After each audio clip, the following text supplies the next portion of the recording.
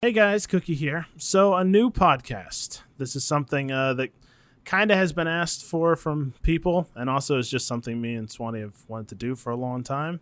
So we're back and we're doing it. So Swany, how are you today? I'm same as every day. That's fucking wonderful, man.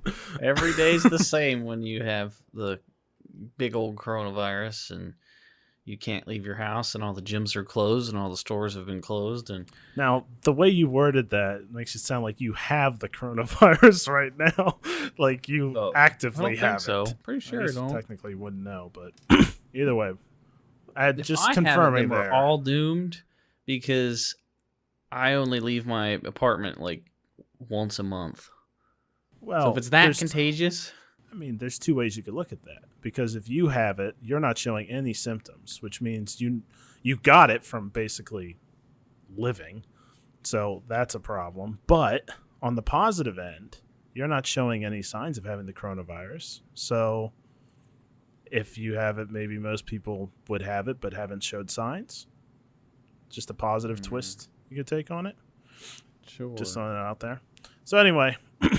So I basically just have a bunch of random stuff lined up that we can talk about. So the first thing is just a weird humorous story, okay? Is about these three Bolivian boys. I don't know if you've actually heard of this story or not. But apparently they were trying to become Spider-Man. Oh, so... so I can already now, tell where this is going. To be fair, I think they were like ages 12, 4, and 8. Or 6 and 8. Okay. They're all very young. So they're not like... three Bolivian men in college or something. They're like, hey, radioactive spider, I think we can make this happen. No, these were three little Bolivian boys that were out in like farming area or something. You said little boys. What's their location have to do with it? The location might matter only because of the spider they decided to let bite them. Because it was a black widow. So this is like the most poisonous spider in the world, at least I think it is. But not a fun spider to have bite you. So they had tried to let it bite them and see if it would give them superpowers. As far as I know, it has not given them superpowers. And captured a black widow and then took turns forcing it to bite them. Pretty much. According to the story, they were like herding goats or something, and then they found the spider and they're like, hey, let's antagonize it so it bites each of us so we can all become Spider-Man. And that's how it went. Now, to be fair, if they'd actually known more about the story of Spider-Man, they would know that that wouldn't have worked. It's a very specific spider that had to bite Peter Parker. But as far as I know, the kids aren't dead. They're just in a lot of pain. But the Black Widow didn't kill. Vaccine. Yeah, it didn't kill. Antivenom. But I just found that. But they're not Spider-Man. Not Spider-Man. I mean, to be fair, this just happened. So, I mean, I believe it. Oh, so it could kick in. Mm-hmm. It could definitely kick in. I'm pretty sure, based off of all the people that have been bitten by Black Widows, none of them turned into Spider-Man. So. Not that we know of. I mean, the government could be hiding it, too. Just throwing that Anyone out. that gets bit by a Black Widow spider, they throw up in Area 51. They're like, all you guys, all the Spider-Men, go locked up. Yeah, they're all flying around in Area 51 testing out their powers for the day that all the Spider-Men can be unleashed to save the world. That's what I'm going with. So if these Bolivian boys just disappear, we can assume that's what happened. Well, I guess they had to learn the lesson the hard way. They definitely did. 12, 10, and 8. I feel like at 12 years old they should have known better, but that's neither here nor there. Also, this story just came out, I think it was a couple of days ago, because Tenet, which is the new Christopher Nolan movie that's going to come out, they had a trailer just come out. Making it clear that they were still going to come out in theaters and that it was going to come out in theaters in July. Debuted on Fortnite or something. Did it debut on Fortnite? I'm pretty sure he debuted it on Fortnite only, and then it went to the internet afterwards. Because that's the thing now. People just advertise on Fortnite. That doesn't make sense for this movie. Because this isn't like a franchise like Marvel or Star Wars or something. This is just Christopher Nolan's latest movie. Is this like rated R or something? Because that'd be funny. Probably PG-13. No sense. I'm sure it's not PG. I think it's at least PG-13. But anyway, it's going to come out in July. which is kind of a big deal because obviously all the movies during the coronavirus have been getting pushed back. Black Widow, Fast and Furious, all of them have been pushed back massively. I think Black Widow is not coming out till November right now. So this is kind of a risky move to not postpone it at all and just say, hey, we're going to be one of the first big movies that's going to be available in theaters. It's kind of taking a risk. I mean, I guess they could still postpone it, but I think at this point it would be a much bigger process if they wanted to do that. So I'm just curious if you think this is actually going to work. Like, is the coronavirus going to be in a good enough position or not? No. See, there's multiple things that come into play now. Not only is there the coronavirus that people are still going to be afraid to do things, but now we have all the riots and protests and stuff, which is also getting worse by day as of recording this video. So that's another factor. And I don't think by July people are going to be going back to movie theaters and watching movies in the masses, especially if the coronavirus is like deadly and it spreads as rapidly as what they've been saying, and all these people are going out in huge mobs and protesting, that should spread like wildfire, and the second wave of this virus should be even worse than the first wave based off of everything we've been told the past like 4 months. So I don't think that we'll even get the chance to like see movies in theaters by July. But one of the things I was thinking even before the coronavirus is I wondered how much longer are we going to be doing the movie theater racket before everything just becomes digital and online eventually. And I thought the coronavirus might speed that up. So I wasn't really honestly sure if theaters were going to come back kind of at all. So this is the virus is speeding up everything. Yeah, economically. Everyone's realizing that like we have the option of convenience now, and it's more convenient to stay home. And they've already shown that they can have things like Scoob and whatever release and just have it go straight out to these new streaming platforms. The problem is they're not going to make nearly as much money. Like if they release all these movies to like all these streaming services, they're not going to get those initial sales from the tickets that they would in theaters.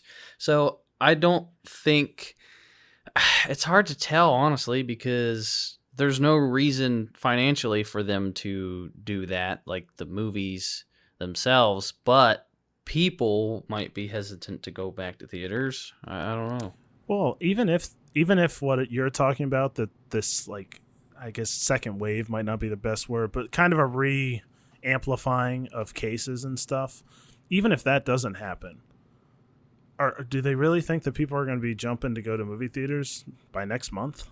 Like, that seems very, very unlikely. I'm not, like, they're talking about, like, the NFL games that are coming in September. They're not supposedly going to have fans probably at all. But even if they did allow fans, they don't think fans would show up because they'd be too concerned about the coronavirus, especially without a vaccine. And there's certainly not going to be a vaccine next month. So this is kind of a humongous risk. I think it partially has to do with IMAX because Christopher Nolan has kind of classically always been doing stuff with IMAX with his big booming sound, like in Inception and Dunkirk. That's kind of been his thing, but I don't see at all how this is really worth it for them. I mean, I don't see why they wouldn't just push this back to November or December if you want to do that IMAX thing. I just think they're going to take an overall loss here, even though they'll be the only big movie out. That's not even guaranteed. So I just think this is a strange move because in general, I just personally adore Christopher Nolan.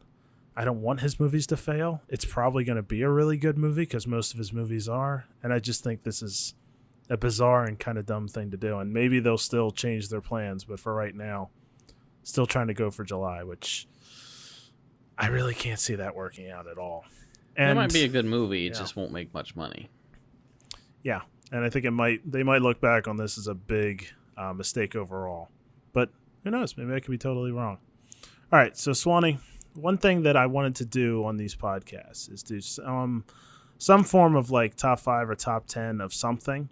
And kind of in honor of something IGN's been doing lately is this thing of the best Star Wars characters of all time. And I think nobody on Earth is more qualified than me and you to argue what the best Star Wars characters of all time.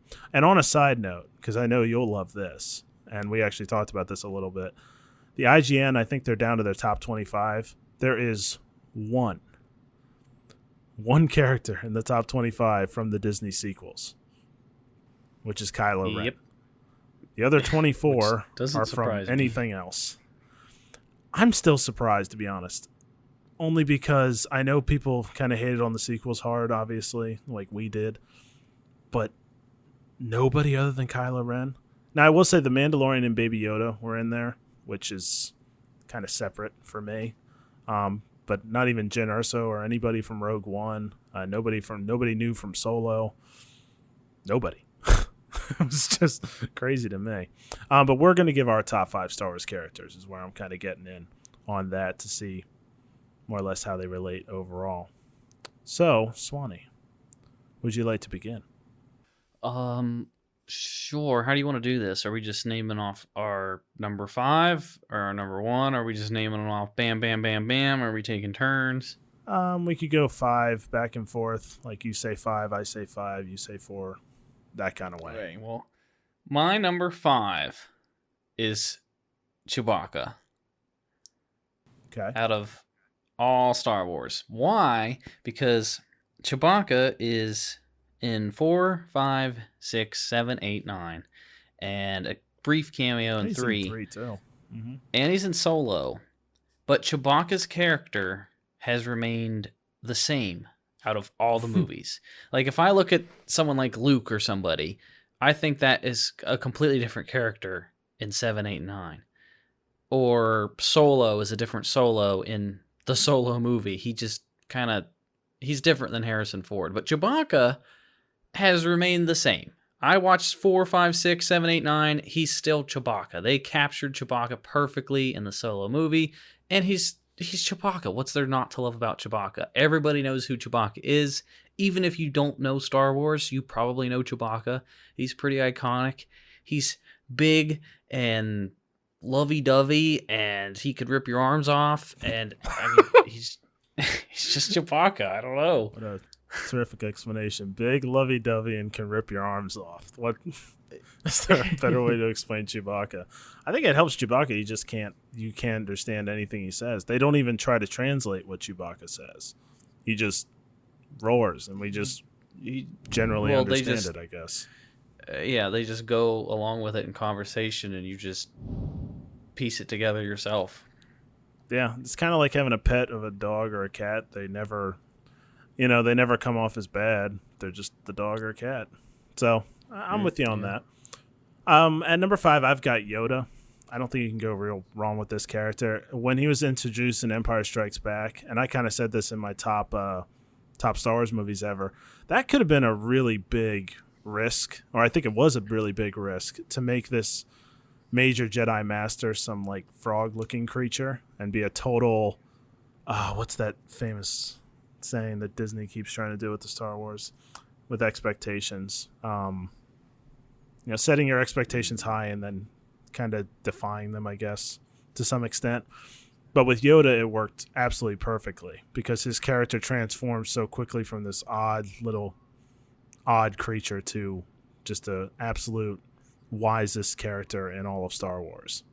And the backwards talking, everything, his character's just awesome. And I don't think, maybe it got hurt a tad by the prequels, but very little. I actually liked him, like, having all the extra powers and stuff, so I think Yoda's a solid 5 Yoda for in the me. prequels. I liked him. I don't think it hurt his character. I just liked him more in Empire Strikes Back, I think is what I'm getting at there. So you got number 4. For me, number 4, I put Han Solo, but I don't know. Like, I'm kind of on the fence. Well, I mean, I really gotta like factor Han. in what happened at Disney, or see, I didn't really. In Episode 7, Han still felt like Han to me. Like, he still felt like the same character. I don't really like the fact that he died, but I also respected the fact that they had the balls to kill him off, because it was just it kind of caught me off guard. But I like Han. I mean, he's a smart ass. He's confident in himself. I mean, I don't know. I just like Han Solo. He's I don't know. Cool. I like Harrison Ford. Yeah, he's cool. Yeah. He's a good pilot. I mean, I just like Han Solo. Character arc too. I mean, his character arc from episodes 4, 5, and 6, especially episodes 4 and 5, is a really good character arc. And even how it ended in 7, it was a solid arc. Even the arc from 4 to 7, he went from not believing in the Force at all to, backing up like, hey, this is, respects it and says, hey, this is a real thing. Mm-hmm. So, I like what they did with Han. I loved what they did with him in Force Awakens, personally. I don't know necessarily how I feel about in Solo, the movie. That doesn't feel like it did a lot for his character. I'm just counting like Harrison Ford as part of Han Solo. That Solo movie, I mean, he felt kind of like Han, but for me, that's still not Han. It's kind of like I look at Solo like a fan fiction kind of film kind of deal. I don't know. Okay, fair enough. My number 4 is also Chewbacca. He's actually, I can't believe he's higher on my list than he is on yours. That kind of took me by surprise in retrospect, because you fucking love Chewbacca. You talk about him all the time. I didn't realize I liked Chewbacca this much, but you're right. He's absolutely consistent through every single movie, and he's one of the only characters that got better with the Disney sequels. I think they made Chewbacca even better, because he's like super aggressive, super accurate with his bowcaster, I guess. I mean, he's like on the front lines every time, and they didn't ruin his character at all. And as far as like Han Solo being questionable in the Solo movie, whether that does a lot for his character, I think Chewbacca's character actually got even better for me for the Solo movie. So, like, I like Chewbacca is just Solo. a great character. He did a lot in Solo. And he still felt like Chewbacca. I don't know. Mm-hmm. I mean, I was on the fence between Han and Chewie with my 4 and 5, so I kind of alternate them back and forth. I don't know. But, yeah, I definitely agree with your number 4, obviously. It's all reliable. You can't go wrong with Chewbacca. All right, so into the top 3. Who do you got? Number 3, I have Luke Skywalker, pre-Disney. Just pre-Disney Luke Skywalker. That's what I'm doing. All right. In this scenario... I didn't really specify a whole lot of rules or anything, so... Well, I'll put it this way. Because he's not in my top 5 because of Disney. I just wanted to point that out. Luke Skywalker was my favorite character ever when I was a kid. I loved Luke Skywalker. But, I mean, I don't know. Like, if I include Luke Skywalker in the Disney film, he goes from top 3 to below, like, top 10. He falls clear out of the top 10 if I include him in Disney. So I'm just going to not include him in Disney. And I'm just going to go with 4, 5, 6 Luke. And I mean, I liked everything about Luke. I liked his arc. And, I mean, he's the original Skywalker. So, I mean, based off of, like, what we see on screen, he's the first Skywalker we saw. Yeah, he's the first. Yeah, I know what you're saying. Yeah. So, I mean, yeah, he's my number 3. Like I said, I think Luke would probably have been, like, 5 for me, but I can't. I'm trying to go as if all the Star Wars sequels are canon, as much as I don't necessarily want them to be, and I just couldn't put him in for that reason. But I mean, he's super badass, and I still think his best movie is Return of the Jedi. I think he just was great in that movie. But number 3, I have Darth Maul.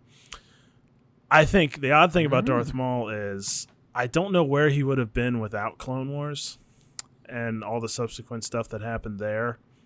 But I absolutely adore him in The Phantom Menace. And I think without him, The Phantom Menace becomes almost 100% bad. Like, there has nothing redeeming. Yeah, like, he's he like does the only that redeeming much quality for of me. that movie. Yeah. I love his character so much. I remember when I was a little kid, I was terrified of him, but I also loved him at the same time because the Jedi battle scene is so iconic with him in it. Yeah. when I go back to watch episode 1, I think to myself, oh, this movie's bad. But the only thing that makes me want to watch it is Darth Maul. I'm like, oh, well, there's that Darth Maul fight at the end. It's worth sitting through to watch that. So I get that. So do you like him in the Clone Wars? Is it why he's so high? Or is he just so high because of the movie? I think the movie does the most for him, but I have to be honest. When I first found out that he lived, I think you told me it at some point, I thought that was the dumbest thing I'd ever heard. Like, he really lives. He's got robot legs. I did not buy that at all, and I still am pretty iffy on that. But I have to say, after watching the Clone Wars, or at least most of it, and even his scenes from Rebels, I'm all for it. I know it doesn't make a ton of sense, but I love what they did with his character. I love that he's in this weird position where he's not really with Palpatine, because Palpatine basically left him for, he left him for Anakin and Dooku, so he didn't really care about him. So he's kind of this forgotten person that's trying to earn the respect back. He's got all this hatred and revenge for Obi-Wan that just drives him. I just love what they did with this character. I love how badass he is, and I love his abilities. And is it weird if Battlefront 2 kind of made Darth Maul even cooler to me, because he's the coolest hero in that game? But I just love Darth Maul overall. Top 2. Darth Vader, because number 2? He's Darth Vader. Do I really have to explain it? Now, when I say Darth Vader, I don't know. Am I counting, is Anakin a different character than Darth Vader? Because they're the same That's person. a good question. Because Obi-Wan would say characters. Yes. That's Obi-Wan kind of what basically yes. Obi-Wan said. But because if I include both, I don't like Kid Anakin. I don't like Episode 2 Anakin, and Episode 3 Anakin. I liked and disliked things about Episode 3 Anakin. I don't really like Anakin that much. The Clone Wars Anakin is like a completely different Anakin than what we see in Episode 2 and 3. It's like they're two completely different people. They act almost not alike at all. And the Clone Wars Anakin gives Anakin a lot more depth, and he actually feels like a good written character compared to the movies where his dialogue is just trash and he seems like a punk little bratty teenager kind of deal. So I like the Clone Wars' Anakin better when it comes to story. But anyway, I'm talking about Darth Vader. So 4, 5, 6, Darth Vader, he's like the most iconic character in movies, like of all movies. Every person knows who Darth Vader is. Everybody. If you've watched a movie, you probably know who Darth Vader is. And I just remember seeing him for the first time as a kid and seeing the lightsaber fight with him and Luke, and his story arc is just amazing, and you have this sense of fear when you see him. I mean, he's like 7 feet tall, and he's just...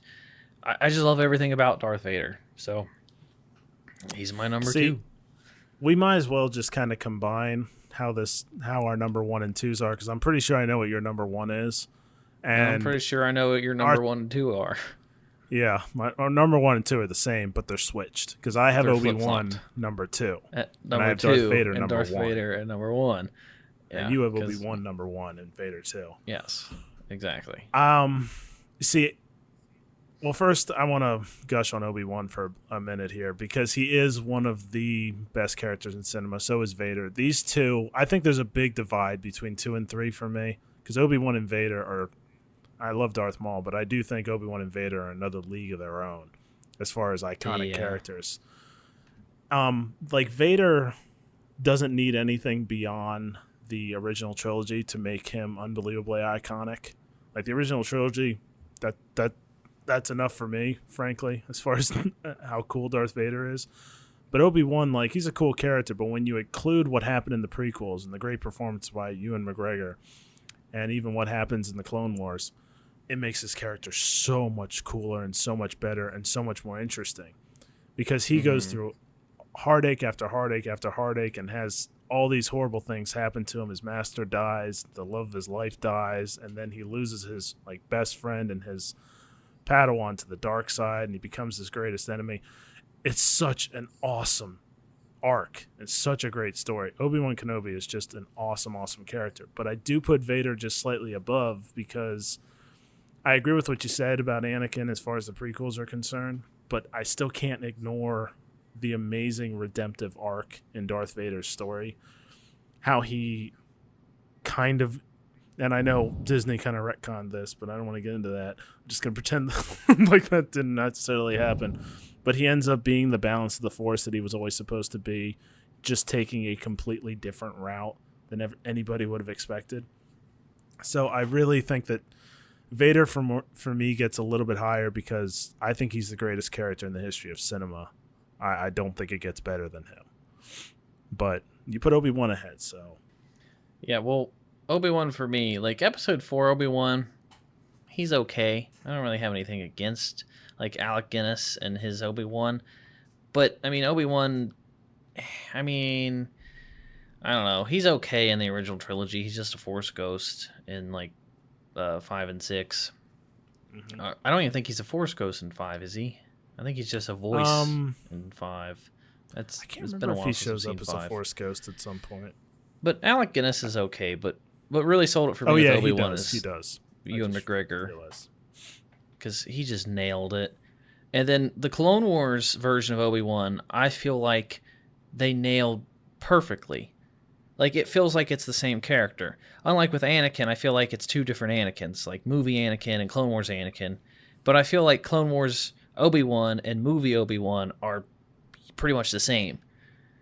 And I just love everything about him. I love his whole arc. I just love Obi-Wan. He's my favorite. I mean, these are the two character arcs in cinema. I know I get more emotional with movies and stuff, but they like bring me to tears. I think they're so good.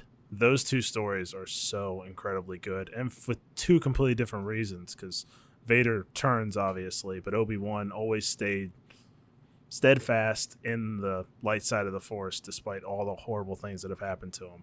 Just a great, iconic character. But so that's our list, and I don't know. I'd feel kind of bad if the top two is not Obi-Wan and Vader. I'd be a little bit. I don't know. I'd be kind of disappointed with people if those aren't the top two because they're just that good. All right, so just not get into that. Yeah, I don't know where that's going to go, but we'll find out, I guess. So another thing to add to this podcast is the idea of a hypothetical situation. Now, a lot of times I might have people give us hypothetical situations, but for this one I had to find it for myself. And I just want to immediately send this to you, Swany. Okay. If you and I don't know what this situation is. You're just hitting me with it. Nope. You have no preparation. And to be fair, I can come up with my answer too because I haven't actually thought about this at all. But you have no prep. You haven't heard of this whatsoever. So you find a butchered body, totally dismembered, in your car trunk. No idea of how it got there. So simply, what do you do next? What's your course of action with this dismembered, butchered body in your car trunk? Well, I would probably panic. That's not the best start. I would have a number of different emotions. One, I'd think, "Oh my God, I need to call the police." But then I would panic again and think, "Oh no, they're going to think I did this. I'm going to call the cops and say there's a body in my trunk, and they're going to be like, how'd it get in your trunk?" I'm going to say, "Oh, I don't know," and then I'm going to get arrested. Think you're psychotic, is what they're going to think. But at the same time, I'm going to think that I'm being set up because somebody put this in my trunk for some reason. So if I just drive off and try to ditch it or bury it, I'm going to think that they're going to go looking for this body and they're going to trace it to me. And then I'm suddenly, going to go to jail anyway because I just tried to cover this up even though I wasn't at fault. So I think the best case scenario would be to call the police because they'd be more likely to believe me saying, "I don't know how this got here. I called you right away." Because why would somebody just tell them themselves, "Hey, killed this person, found their body in my trunk"? So if I just call them and freak out. Do you think there would be some idea of like Like, would the thought ever cross your mind, like, did I actually do this and just fucking went nuts? What if you, like... At all. Because that would cross my mind. It would be like, did I just black out, go out and murder somebody and throw them in my trunk? Pretty good control and I have no memory of it? I mean, like... but that's a far reach from, like, you know, having emotional problems to being like, I just murdered someone and have no memory of it happening. I think that would that would cross my mind. But I guess even if that was the case, I would still think going to the police would make the most sense. Just going straight to them, like, hey, I swear I have no idea how this got in here. I wouldn't drive it to them. I would call them. No, I'd call them right away. Me. Yeah, because you get pulled over. Suspicious if you. Why would you get pulled over? If you're driving like a lunatic, but my God, it would be very suspicious if you showed up to the police station, said, "Hey, I have something I got to show you in my car," and you open the trunk, it's a dead, mutilated body. They're like, "Oh my God!" Yeah, you should probably call first and be like, "I have no idea what happened here." I feel like that's the general course of action. I guess, especially now, there's a lot of distrust with police, I guess, for some people. But for me personally, it's like I have no history of doing anything at all. I've never had an issue with the cops. Me neither. The last thing I had was a parking ticket. I don't get why some people have so much trouble, because, like, anytime I've come in contact with the police, I do exactly what they say, and then I had no problems at all. Like, they told me, like, I've been pulled over a couple times, and I just did exactly what they said, and then I got a warning each time, and then they're just like, all right, go on your way. And, I mean, as long as I did what they said, there was no problem. Is that one time where you were with me and they pulled me over, and they wanted to search the car for some reason. I told them to go ahead, because I had nothing to hide. But then they decided not to. I guess because I just... Yeah. Maybe they thought they wanted to call my bluff or something. I don't know. Like, oh my God, you just gas it once they asked. No, don't search my car. Like, if I don't have anything, I don't do anything illegal, so I don't have any reason to, like, be afraid of the police, I guess.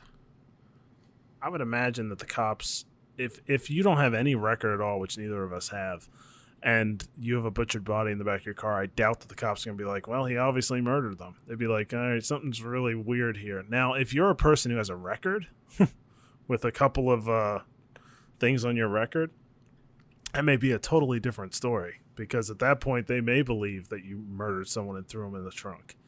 So that's all totally different. But for us, I don't really see it that way. I don't particularly like cops in my experiences with them, but I've never had an experience where they've necessarily really wronged me. I've just been pulled over for stupid reasons in the past. But yeah, I would think that just calling the cops straight away would be the smartest thing to do. Of course, a caveat you could throw onto this is you do call the cops, and then they try to arrest you. And then what do you do? I guess I just get arrested. I'm not going to fight them. Well, I'm going to lose that fight. Hell no, you're not arresting me. And then they beat the shit out of me and put me in handcuffs and arrest me anyway. I'm just going to... Yeah, I'm going to say, okay, I didn't do this, but I guess you'll figure that out when I go to court for something I didn't do, or I go to your police station and they questioned me.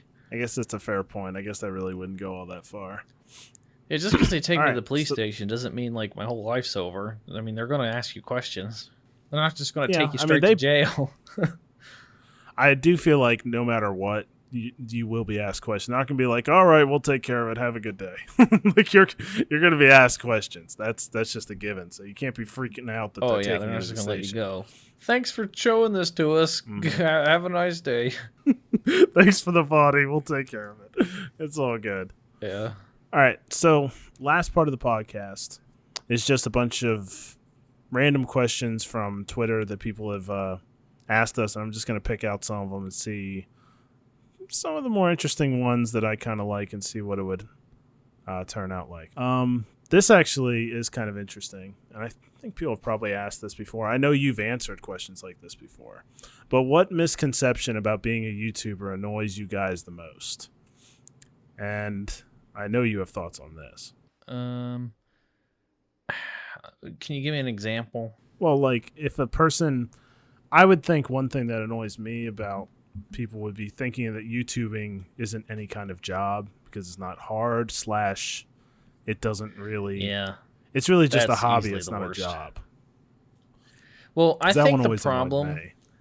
is that big YouTubers, like I've seen PewDiePie say this and stuff too. They're like, "Oh, this is the easiest thing ever." So people believe that. People think, "Oh, you just play video games." But there's a lot more behind the scenes than just, "Oh, you just play video games and get paid." You have to work up for a long time to get to that spot.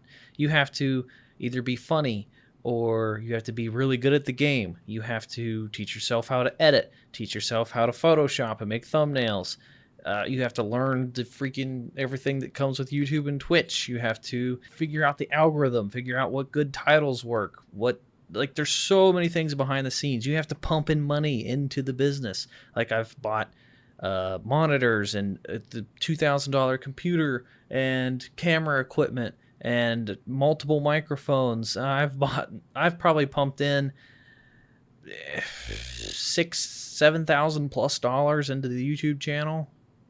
And I mean, there's so much. It's not as easy as, plug in your microphone and do that. It gets easier as you get more successful. Like, yeah, PewDiePie probably has it really easy. He sits there on the floor, screams "floor gang," records for 20 minutes, sends it to his editor, and then his editor edits the video, uploads it, does the thumbnail. His editors, when you're a big channel like that and you have multiple people all working on the same project, then yeah, it's super easy because one person does one thing, one person does another thing. But when you're solo by yourself and all the work is on one person, it's pretty difficult. And not everybody can do that, or every person would have a successful YouTuber career. So yeah, that's my biggest pet peeve. Well, it also has to do with getting YouTube to be successful with you. Because at this point, PewDiePie, just as using an example, not picking on PewDiePie, because actually he's one channel that didn't get a whole lot of help from YouTube at one point. But once YouTube is helping you out and just spreading you all over the place, all your videos to all kinds of people and they're recommended. Once that starts happening, yeah, the money starts rolling in and it's a really easy job. But to get to that, it's almost impossible. It takes an incredible amount of work. You may have to do daily videos. You may have to do even more than daily videos. Then you have to make sure your videos come out maybe before someone else has that kind of video. You need to make sure it comes out at the right time, has the right thumbnail, has the right title, has the right description, has the right links in the description. The stress of you putting in hours and hours and hours of making a video and then it doesn't get views. So like I've had that numerous times. I thought, okay, this is a great idea.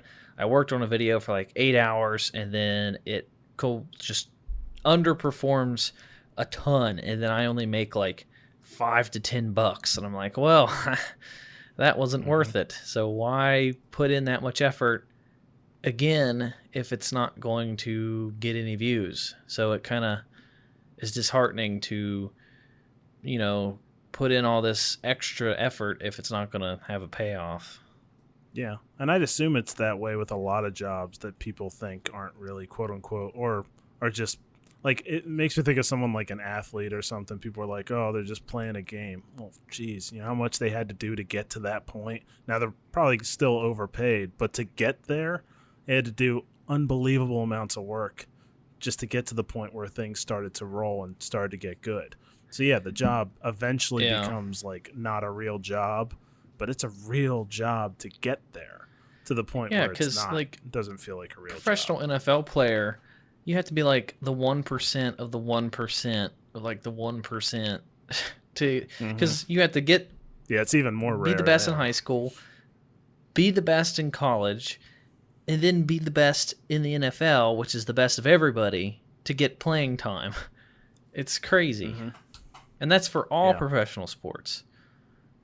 and you have to train almost every single day of your life, and you have to eat healthy, and you have to, like, the game itself is a completely different aspect. You have to go through all the practices and tons of stuff. So I have tons of respect for athletes because I know what goes in behind the scenes, and it's a lot of hard work. So it is extremely disrespectful when people say, get a real job. And I'm like, well, what do you do? I'm a garbage man. I'm like, oh, okay. Like, yeah, we need garbage men, but it's not my fault that you hate your job. It's not like this was handed to me or any YouTuber. They weren't just handed a successful opportunity. I don't know. Yeah, and a lot of this stuff can go away really fast too. You can just suddenly, all your success can be. Oh yeah, it can go very instantly. quickly. Like when Battlefront went away, my views tanked. But to be fair, I haven't been uploading. But if I upload anything that's not Battlefront, I don't get views. So it can, like, all the hard work I put in, I'm gonna have to start basically from scratch. So yeah, most artistic jobs in general have that same problem. I mean, because you have to put in all these hours that you're not getting paid for. They're investments. You're investing your time and the money you're not making at a normal job to hopefully make that money down the road because you love it. And that's really hard to do. It's hard to work for nothing, for no pay. That yes. Really gets old fast. So I think that's another thing people totally miss. Here's something else I know we've talked about a shit ton between streams, sometimes even in videos. How do you think Disney should have handled Star Wars? This is a very broad question. You can go first. Because there's a lot. I'm going to start by saying there are some things Disney's done fine with. And actually, there's actually quite a lot Disney's done well with since they've taken over Star Wars. Big fan of the Mandalorian TV show. I don't see any problems with season 1. I'm excited to see where it goes. I was okay with The Force Awakens for the most part. I just didn't like how it stole so much from A New Hope as far as plot. But I liked the new characters. I liked what they did with Han Solo. I liked all the mystery around Luke and where that was going. So that was all interesting. I love Rogue One. If anybody didn't know that, I'm a huge fan of Rogue One. It's one of my favorite movies ever in Star Wars. So there are things Disney did well. What Disney did really badly was they wanted, and I think partially part of this was because The Force Awakens was so similar to the original Star Wars movies as far as plot. I think they started to feel this pressure like, hey, we got to stand out. We got to do something different, which is fine because they should do something different. And there are elements of The Last Jedi, which is really the beginning of Star Wars and Disney being a huge problem, that could have worked. I'm okay with Luke's personality changing, just not to the extreme they went with. It's okay if Luke maybe has lost some of his adoration of the light side of the Force and maybe even sees some good in the dark side of the Force, which they kind of hinted at but didn't go with. That would have been kind of interesting, especially since his nephew, like say Luke was training Kylo, which he was, and it didn't work out and he eventually turns to the dark side. That would crush Luke. Like, I understand that. The only problem is Luke's the reason he turned to the dark side. And that's where his character just suddenly totally falls apart. Like, Luke would never try to kill his nephew because he might turn to the dark side. That's just insanity. And then they add all this, I guess, politically correct kind of stuff to this movie that didn't make any sense.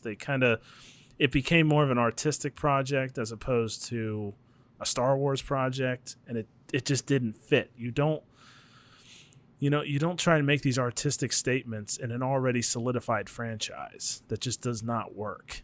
And then what The Rise of Skywalker, I guess, tried to piece together whatever The Last Jedi was trying to do, and it was a total mess. And I kind of just feel like Star Wars, it's almost like they didn't have a plan. I guess they had to, but by the time we got to the end of the sequels, it just didn't feel like they had any kind of plan. So I like that they're trying to do some new stuff. I don't think there's anything wrong with that, but you have to still stay concurrent with what the core of Star Wars is. And there's just certain things they did that just kind of make it look like they don't know anything about Star Wars. Because you make Luke do that, you don't really know what you're talking about. You bring Palpatine back from the dead. That's stupid and has nothing to do with Star Wars. It's never happened before. And that doesn't fit with the whole idea of doing something different. So it's kind of hard to explain, but I just feel like there came a point where it felt like people who didn't really like Star Wars started to make Star Wars movies. That's not okay. I'm not okay with that. I know everybody propounds or builds themselves up to be fans of Star Wars. I did not feel that when I watched The Last Jedi. That felt like kind of shitting on the fans of Star Wars that they shouldn't like Star Wars. And that's a huge mistake to make when you're working on any kind of franchise. So that's kind of where I come down on Disney and Star Wars. But I do want to point out they have done a lot of things right. They just made some huge mistakes, especially with The Last Jedi, which I think is why Disney and Star Wars now have such a destructive kind of sounding relationship. I agree with most of that. I mean, you pretty much summed it up. I also want to throw in, I agree with everything you said, but I want to throw in that Disney messed up with the Star Wars video game whole thing. They just sort of gave it to EA, and they did not care about video games. They don't see the marketing. They don't see the purpose. They just don't understand what they're missing out on when it comes to the potential of video games with Star Wars and stuff. So they just gave it to EA, and EA kind of royally screwed it up. I mean, they had 10 years, and they've made 3 games, and their contract's going to expire soon. So, and no, that's. I mean, I like certain things like Mandalorian and Rogue One, but yeah, 8 and 9 kind of split most of the fan base, and I would have been fine if they just didn't make 7, 8, and 9. Yeah. Well, after what it turned into, absolutely. Yes. I mean, yeah. They managed to do both things wrong. Like, they copied the original too much, because you have the First Order, it's basically another Empire. You have the Starkiller base, just another Death Star. Rey is just another Luke. Poe is just another Han. They copied the original while also destroying some of the things about the original by turning Luke into I don't even know what you would call what Luke ended up being in The Last Jedi. This is a huge slap in the face to the original trilogy, basically. Mm-hmm. And then doing certain things that break the rules of Star Wars, like Palpatine, and then whatever the hyperdrive to blow up ships. There's just so much stuff that breaks the rules of Star Wars on its own. So and then kind of screwed the up whole on both sides. Anakin Skywalker arc, bringing balance to the Force, but he only brought balance temporarily. Like some people say he brought balance for 10, 20 years, but Palpatine was alive this whole time, so he didn't do anything because Palpatine was alive, but they just postponed Palpatine or whatever that but I means. keep saying the argument of he brought balance. They didn't say how long it would be. Like, why the hell would they have a thousands and thousands of year old prophecy for Anakin to bring balance for 10 years? Plus, I mean, there was that little time gap where there was peace, where Palpatine was, in hiding and he wasn't in charge of the Senate and there was no war going on, and the Jedi, before Episode 1, wasn't that kind of balanced right then and there? Because there was no war going on, right before A New Hope. Wouldn't that have been balanced too? I don't know. There's a million questions that I have now with the Disney. Yeah, and that's one of the biggest problems. It just overall made the whole thing confusing and out of place. But even, honestly, I'd have been okay. I'm one of the people that's a fan of more. I have no problem with more Star Wars. I have no problem with more of Marvel or DC or Lord of the Rings, Game of Thrones. all this kind of nerdy stuff. Just keep sending me more, but you better respect what you're working with. Because, you are now taking on a huge responsibility because there are millions to billions of fans of these franchises. You need to take that into account when you're making these movies. And when you screw up, don't piss and moan that you screwed up. They are going to rip into you because this is something they adore. So I'm a fan of more. But the thing with like Palpatine and the whole balancing of the Force, just come up with a new enemy. Vader could have killed Palpatine and balanced the Force of that saga, and then you have your own new saga. Don't try to connect it overly trying to connect it to the originals. It's like, no, Palpatine's dead. You need to come up with a new villain.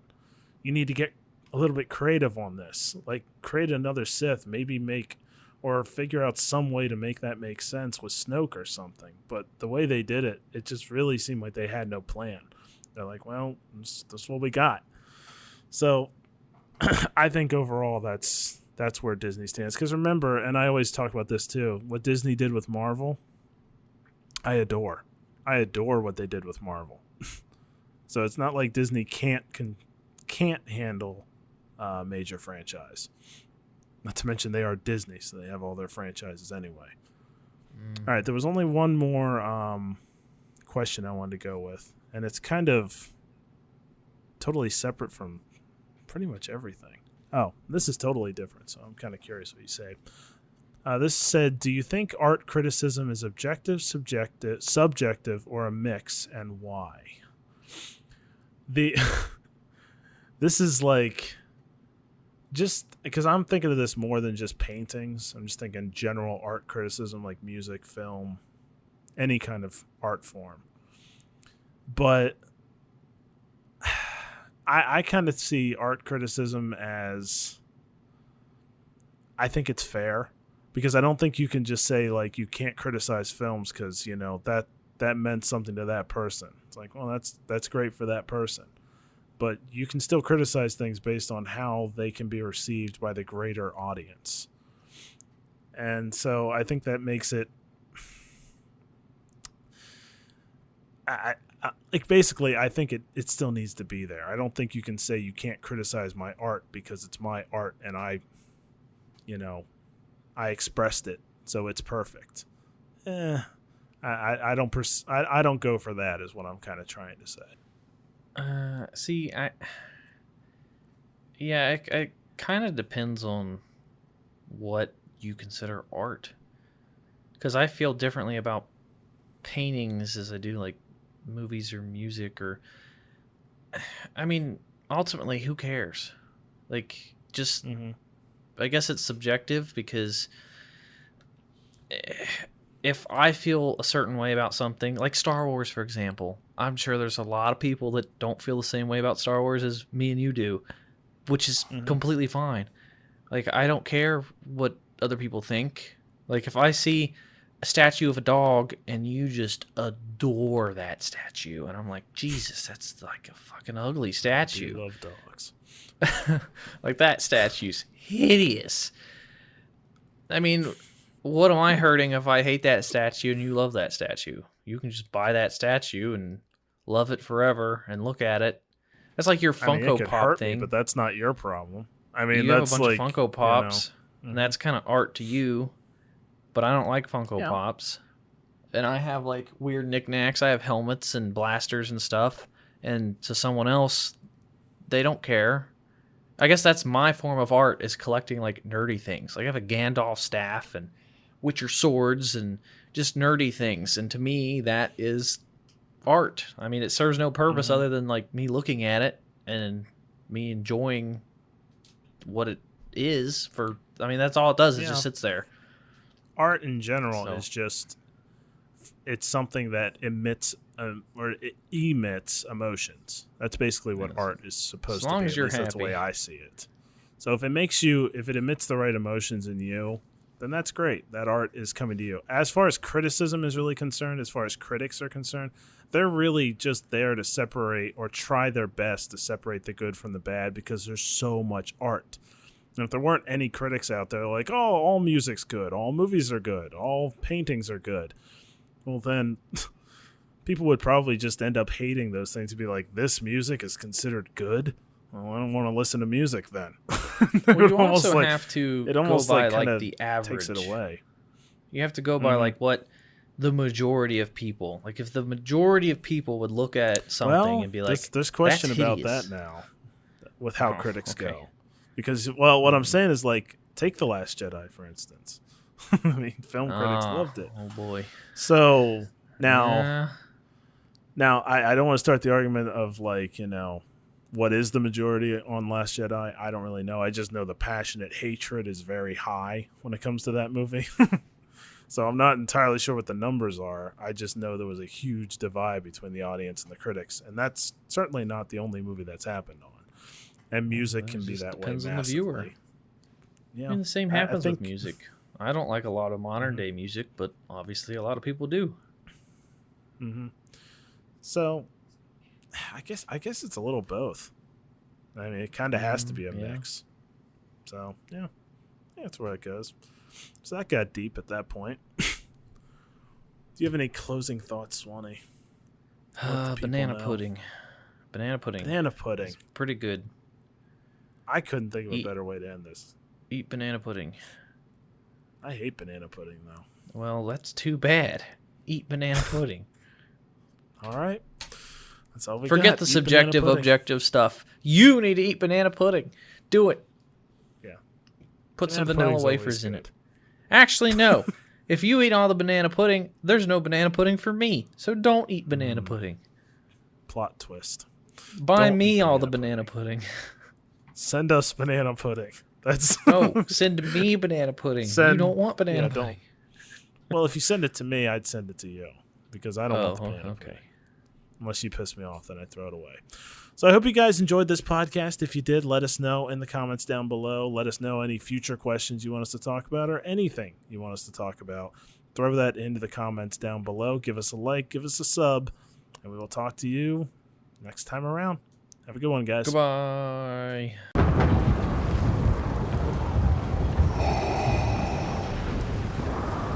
We would be honored if you would join us. You cannot resist